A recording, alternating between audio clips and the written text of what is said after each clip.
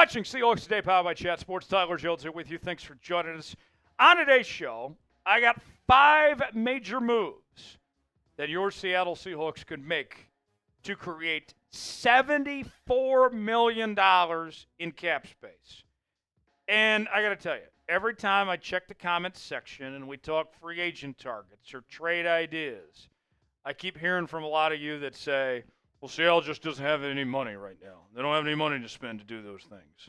Well, these 5 moves, and all of a sudden, no more excuses about not having money. You will have plenty of cash if you do these 5 things that we are talking about here on today's show. So let's go ahead and get started and begin with extending Geno Smith. Whether you like it or not, Geno is going to get extended. And you can save close to $24 million by extending Geno Smith. Folks, it's going to happen. Geno is going to get this extension. Mike Macdonald wants him there. John Schneider wants him there. And to be honest, they don't have a better option at the quarterback position. There's only 2 quarterbacks in this draft that I have first-round grades on, those being Cam Ward and Jador Sanders. Neither one of those guys are going to be available when Seattle picks at 18th overall. So, Geno Smith, with that being said, and not having some great options in free agency or trade, you're going to roll with Geno. He's going to get extended. He's going to be here at least a little while longer. Now, is he going to be here 5 years? Hell no. But he's going to be here at least another year or 2. And you look at the numbers, I think the thing we all sit here and wonder, if they invest in this offensive line, can they actually do something pretty good with Geno here? Because it wasn't too long ago we saw him throw for 30 touchdowns and 11 interceptions. This past year wasn't bad. Highest completion percentage of his career, most passing yards of his career, and he had arguably the worst offensive line in football. So maybe you extend him and you go invest in that offensive line, and we see Geno play at a high level. Not saying it's going to happen, but it might, potentially speaking. So I think Geno deserves a fair chance to prove himself, and I think he will get that extension, and that'll free up some money there. We got 4 more moves to get to in a moment, but real quick. Folks, we have been in a like battle with our Cowboys channel for the last few weeks of February, and this is very close as we get down towards the end of this like battle, folks. Cowboys with a slight lead over us with 2,375 likes. We're at 2,367 likes. So if you would like to win this like battle, and if you would like the Seahawks to have a great offseason, like today's video and stick it to the Cowgirls Report. Hit that like button, do your part, and we'll continue with today's show. Number 2 on our list of major moves the Hawks could make to save some cap space. This one's going to ruffle some feathers, but I'll say it anyway. That is releasing Tyler Lockett. And you are looking at saving $17 million. There is no way the Hawks are paying Tyler Lockett his cap hit of $30+ million. This is a tough decision, but it is the right decision for Seattle to move on from Tyler Lockett here. And there's a couple of reasons. One, the financial terms. It doesn't make any financial sense to pay Tyler Lockett that type of money. But 2, the production. Production isn't what it was at one point with Tyler Lockett. His numbers have gotten worse every single year from 2021 to 2024. And he's been replaced in the depth chart by Jackson Smith and Jigba. And I expect DK Metcalf to come back. We'll have more on him coming up later on in the show. But Tyler Lockett, it's been a great run. We love Tyler Lockett. His name's going to go up in the Ring of Honor someday. I can't wait till he raises the 12th man flag and does all that stuff. But in all likelihood, he has played his last down in Seattle. It sucks, but that's the nature of the beast.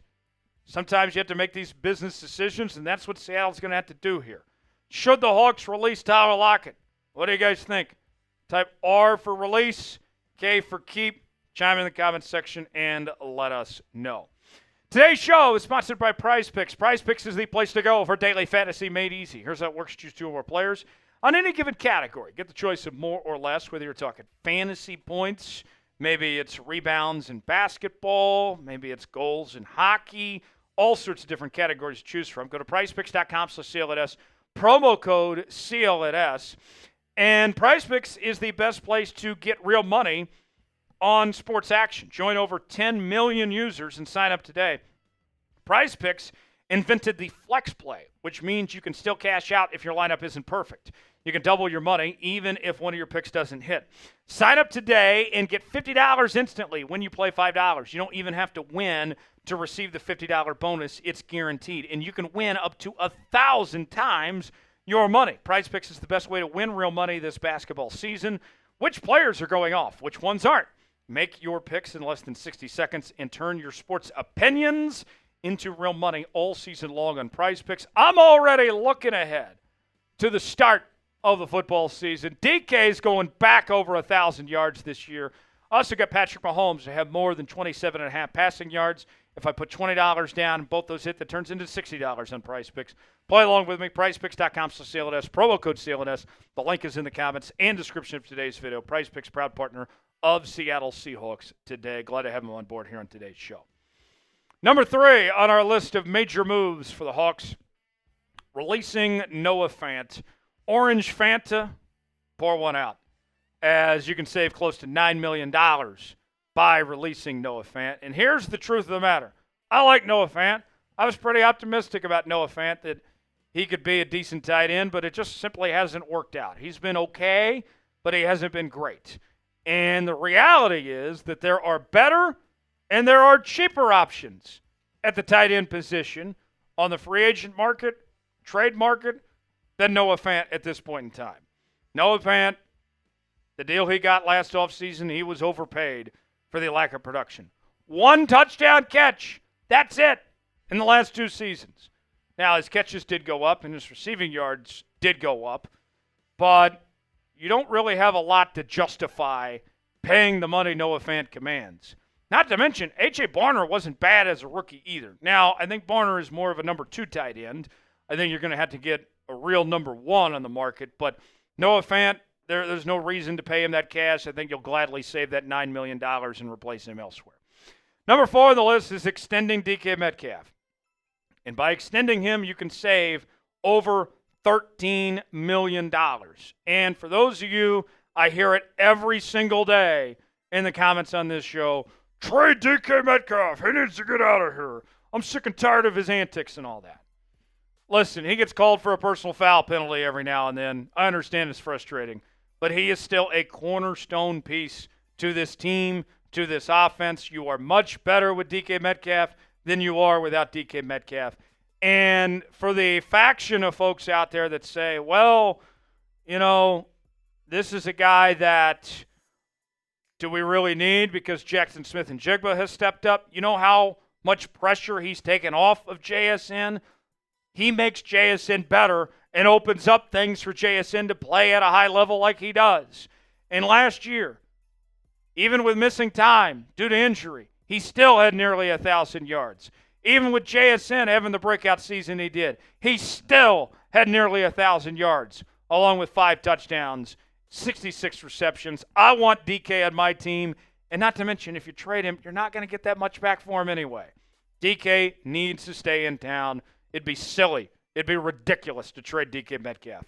Should the Hawks extend DK? Type Y for yes, N for no. Chime in. Let us know if the Hawks should keep DK around or not. Last on our list is releasing Dre'Mont Jones. And releasing him, you can save close to $12 million. I'll be honest, I was excited when Dre'Mont Jones signed with Seattle when he came over from Denver, but he has been a major disappointment, and he has been one of the worst signings of the John Schneider era in Seattle. And I think it's just to a point where you got to count your losses and move on. You took a gamble, it didn't work. You got guys at a much cheaper salary like Boye Mafe and Derek Hall that are putting up way more production than Dre'Mont Jones. I can't justify that type of money when I'm only getting 4 sacks a year. All right? That's not good enough. And he's played in all 17 games the last 2 seasons. There's just no excuse for the lack of production from Dre'Mont Jones.